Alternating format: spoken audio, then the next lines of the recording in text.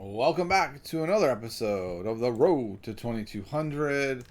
Looks like I am 1939. My opponent is 1853. So we have a bit of a ratings edge. We'll see if that works in our favor or not. Looks like we're going to probably play a QGD here. Yep, and we all know I like to just do the exchange. Just keep it simple. I know the strategies. I know the setups. I feel very, very comfortable in this variation. I know all the nuances. Now, while there's not a lot to squeeze, I know how to squeeze all that I can get out of this position. All right, so we'll go here. If they move to there, I'm going to go here first. And the reason is now this bishop is misplaced. I can get the quick b4 in. And now I'll chill and do the rest of the stuff. Oh, okay. Do I play this first? Notice they play b5. Yeah, I don't think they can play b5 yet. Okay. I think we need to get this addressed. This bishop holding off that pawn is annoying. Holding off that pawn, that's not what that is. That is a rook. Okay. So here we go. We're going to castle, and then we're going to continue our minority attack and just try to make this happen. It becomes a very nuanced, delicate thing. Push, takes, and that would be great. If I push and they push by, I've got that. So yeah, this should work quite well. Most likely we're going to end up taking, and then that's exactly the structure I want. This also is fine. If we trade rooks here, that's okay. I'm still looking to get that structure where we have this backwards pawn. It's just an eternal weakness. And then we will try to win the game by putting pressure on that pawn. Is that enough? Just one sole weakness by my opponent? No, not quite. But as a starting point. Okay. So what's the deal with that? Well, the deal with that is now they can push, and I can't take. And if they push and I take, it's not that bad for them. I will take here. If they go here, then I don't mind. I think I'm going there. I'm trying to figure out what to do. I don't think I want to take and leave him as the only one with something decent. I am very tempted to go here. No, clearly I can't take there. No, actually I can. They will check, but I can bring my rook back. I don't want to do this. I think I want to go here and start pressuring. So I go here. He goes there. I go... Ooh, this is a fork. Maybe I do want to get rid of this guy. Like here, here... Here... I don't know. Okay, so we got to think for a moment. If I go here, and if he goes there, and I go here... I don't like drawing all these arrows, so I can't do it over the board also. So if I play rook c1, they almost have to push that pawn or they are in big trouble. Now if they push the pawn, oh yeah, okay, I kind of have to take. I don't think I want them to push by, so I take. They take back with the queen. I'm actually putting a lot of pressure now on the d pawn. And they can't quite push that one. And if I play rook c1 and they stick the knight on c4, then I'm going to bring the knight back. And they can't really trade it off. They can put the knight on b2 and make me have to move my queen, which isn't the end of the world. So yeah, I'm going to go here. And this is just setting up. Okay, I think I'm missing something here. Here is this. So to be very careful about that. I was overlooking that. Okay, so we went there instead. So I go here. He goes here. I go there. I don't don't see where he goes from there. All right, I'm going here. Maybe the best move for them is there. And then after here, I can't take back. Their pawns are really bad though. And I should have a pretty big advantage. I think they have to run away with the knight or take. But taking doesn't seem to gain that much. I think it's going to drop that pawn. Maybe not. Let's look. Take, push, take.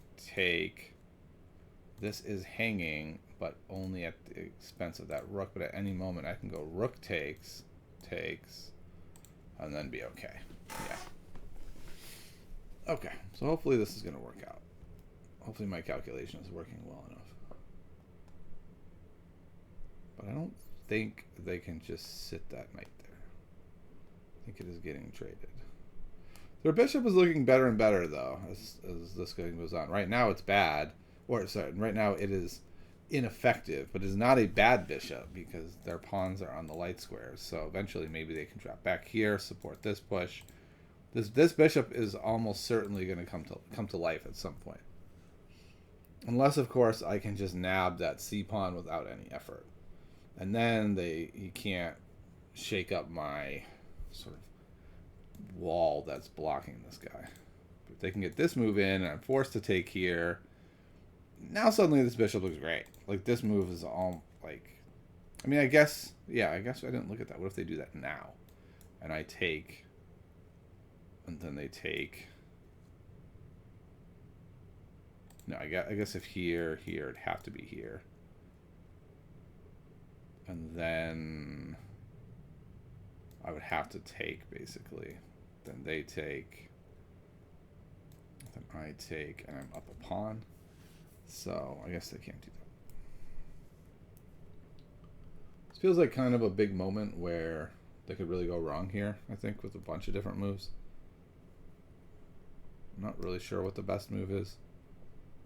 Maybe it's queen b4.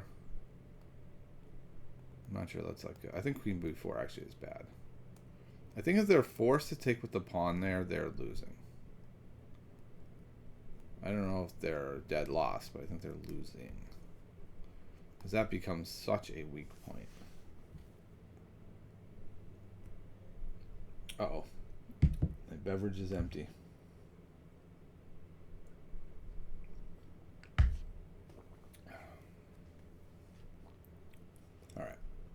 We moved so fast for the beginning. We were both over 16 minutes. So now that it slows down, it's going to really slow down because we each have oodles of time to really calculate every variation, which is good. I think that'll get us a better game. Pretty sure I said after knight b2, I want to drop the queen back to c2. I'm pressuring the knight. The knight really doesn't have anywhere to go. I guess what they could possibly do is just back up the knight, maybe coming in through here. If they do that, what would I do? I won't be on the c6 pawn.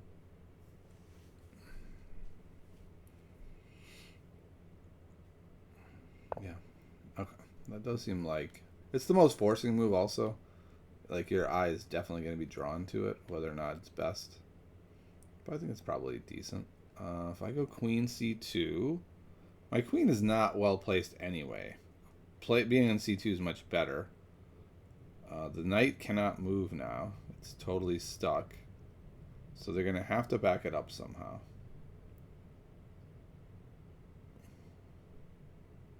Yeah. I like this a lot, actually. I'm going to go here, and if they come in here to back it up, I'm going there. And then I'm not quite winning the knight, but it gets real close. Because then I can go here, and because the queen will be in front, they'll have to move a rook over. They'll be in big trouble, I think. Plus, I'm getting my rook off of this diagonal, which is going to open at some point. So here... Here, what does that look like? Takes. Yeah, I think this works. I think this might... Oh, I might have had to go with the other rook. Or even trade rooks first. Because what I'm realizing now is if they come with this rook, and I go here, can they go there? And so I get the counter pin. Also, you know what might have been a better move there? Was to go here. And just make it so it's not backing up the knight. So if I go here, rook there, now what? Oh, the nice thing is that falls.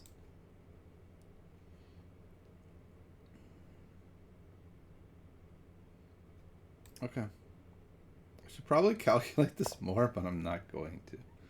I'm going to go there and say, I think they have to put the rook there.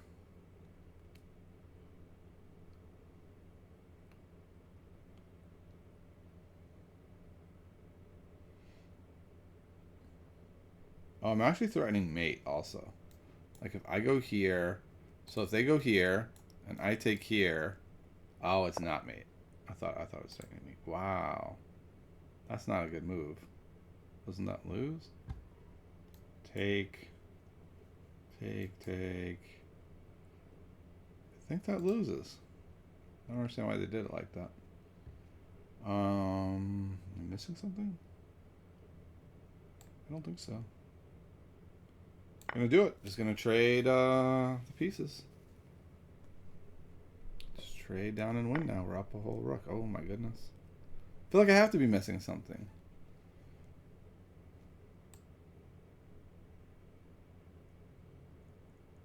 I just take and now I'm up a whole rook. Or a whole piece, that is. And he's willing to trade everything down and lose. Okay. Interesting. It's funny because just as my opponent resigned, I was like, wait, do they have something? This is what I was thinking. I take, and maybe they saw this as a possibility. And that actually does look decent because I can't go here to guard him. If I go here, that probably works, but boy, it probably doesn't actually, right? Can't they just go like, no, maybe not. Maybe that works just fine. It looks shaky. But the other thing is I was wondering if they go there, can I go here? I'm threatening mate, so they have to resolve that. Maybe they go like here. And then now we get the same thing, and I think I should be able to hold this together. Yeah. So here it's 5.5. And if they try to check, of course, that doesn't work at all. We just block and we're good. Okay. So a weird end, like a very even game, and then they just completely imploded. So let's take a look. All this is going to be theory. I know my theory very well for this opening. A lot of people play Queen C2 here first. I don't. I go this route. A lot of people would play here first. I don't. I take here first. I start my minority attack. Okay. Interesting, this is not in the database, which is kind of surprising.